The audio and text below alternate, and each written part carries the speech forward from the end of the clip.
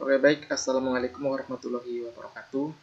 Jadi pada video kali ini saya akan membahas contoh soal tentang gerak jatuh bebas. Jadi sudah saya siapkan satu buah soal tentang gerak vertikal ke atas. Jadi ada sebuah batu dilempar vertikal ke atas dengan kecepatan awal 30 meter per sekon dari puncak sebuah gedung yang tingginya 80 meter. Jika besar percepatan gravitasi di tempat tersebut adalah 10 meter per sekon kuadrat, maka waktu yang diperlukan batu untuk mencapai dasar gedung adalah. Nah, jadi kita disuruh mencari waktu total dari pergerakan si batu tersebut. Untuk memudahkan kita dalam menyelesaikan masalah tersebut, maka sebaiknya kita buat ilustrasi seperti ini. Misal batu mula-mula itu di titik A, yaitu titik awal batu ketika dilempar vertikal ke atas. Kemudian ketika batu dilempar vertikal ke atas, maka dia akan bergerak pada ketinggian tertentu hingga pada saatnya mencapai ketinggian maksimum dan pada akhirnya berhenti sejenak di titik B. Nah, kemudian dari titik B, dia akan jatuh ke bawah hingga mencapai dasar gedung, sebut saja sebagai titik C. Nah, oleh karena itu, kita harus mencari besarnya ketinggian antara titik A dan titik B, dan waktu antara titik A ke titik B. Nah, kemudian setelah ketemu, maka kita bisa mencari waktu antara titik B dan titik C. Oke, untuk pertama, berarti ini adalah kasus tentang gerak lurus berubah beraturan. Yang mana gerak lurus berubah beraturan itu ada setidaknya 3 persamaan atau 3 rumus. Yang pertama yaitu ini saya belum. Ya, yang pertama itu ada V sama dengan V0 plus minus AT. Kemudian yang kedua ada V kuadrat sama dengan V0 kuadrat plus minus 2AS. Lalu yang terakhir ada S sama dengan V0T plus minus setengah AT kuadrat. Nah, yang pertama kali kalian cari itu adalah waktu tempuh antara titik A dan titik B, sehingga kita bisa menggunakan persamaan yang pertama, yaitu kita gunakan V sama dengan V0 plus minus AT. Nah, di soal itu diketahui kecepatan awalnya ketika dilempar vertikal ke atas itu adalah 30 meter per sekon. Nah, lalu V akhirnya bagaimana? V akhir adalah V pada saat dia mencapai titik B. V pada saat mencapai titik B karena dia bergeraknya ke atas, ke sumbu Y, berarti di titik B itu V akhirnya sama dengan 0. Sehingga di sini bisa kita masukkan 0 sama dengan 30 plus minus. Tapi ini adalah positif ataupun negatif. Nah, karena benda itu dilempar vertikal ke atas, maka pergerakannya akan diperlambat, sehingga ini tandanya adalah negatif. Negatif A-nya adalah percepatan gravitasi. Percepatan gravitasi itu besarnya 10, kemudian dikalikan dengan T. Nah, maka ini bisa pindah ruas ke kiri, jadi 10T sama dengan 30. Sehingga T-nya sama dengan 30 per 10, sama dengan 3 sekon. Nah, ini untuk T1. T1 itu adalah waktu tempuh antara titik A menuju titik B.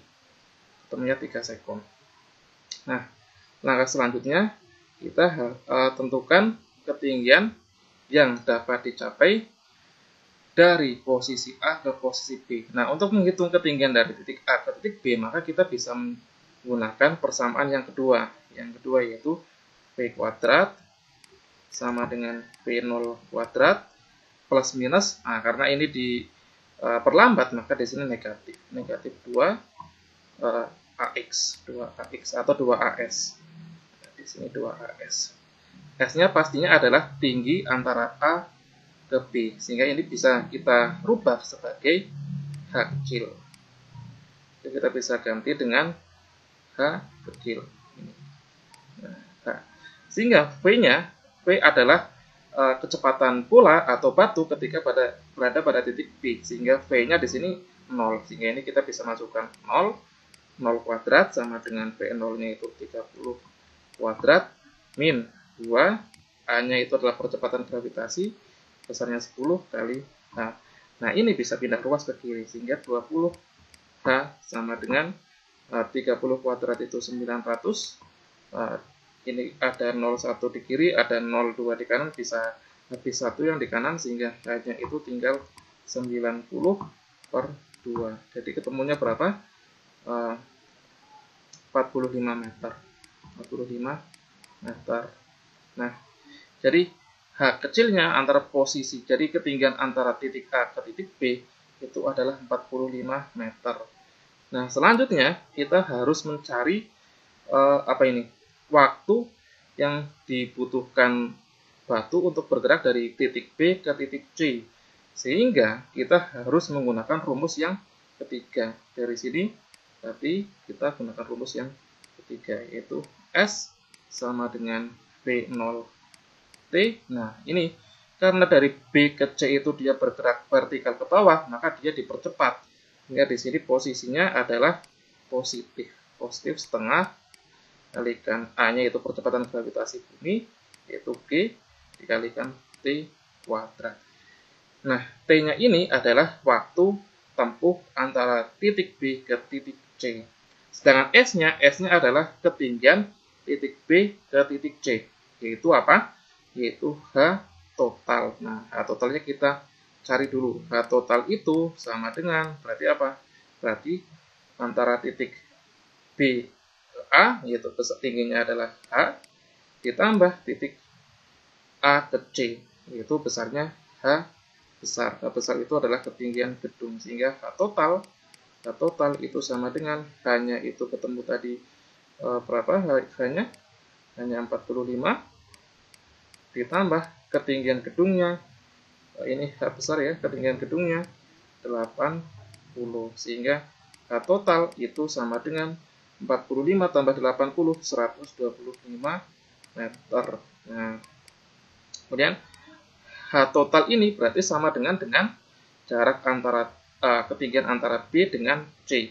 Jika itu sama sebagai S, sehingga totalnya bisa kita masukkan ke S, sehingga 125 sama dengan V0. V0 itu berarti posisi kecepatan awal di titik B. Kecepatan awal di titik B karena dia diam sejenak, berarti di sini V0-nya 0, sehingga 0 dikalikan T plus setengah, G-nya itu 10 dikalikan T kuadrat.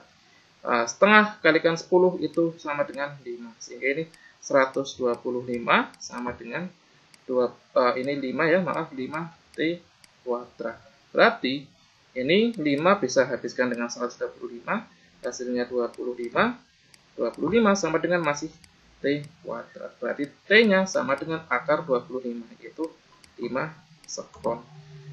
Nah, 5 sekon itu adalah waktu tempuh dari titik B ke titik C. Sedangkan yang ditanyakan itu adalah waktu dari titik A ke B, kemudian B ke C. Sehingga T total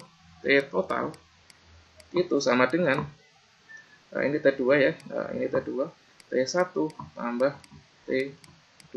Nah, T1-nya itu berapa? 3 sekon, kemudian kita masukkan saja 3 sekon ditambah T2-nya 5 sekon, sehingga ketemunya 8 sekon. Oke, jadi ketemunya 8 sekon, jawabannya yang D. Oke, jadi itu saja untuk pembahasan video pada kali ini. Semoga bisa bermanfaat bagi kalian semua. Apabila ada pertanyaan yang ingin kalian tanyakan, silahkan tulis di kolom komentar. Terima kasih. Wassalamualaikum warahmatullahi wabarakatuh.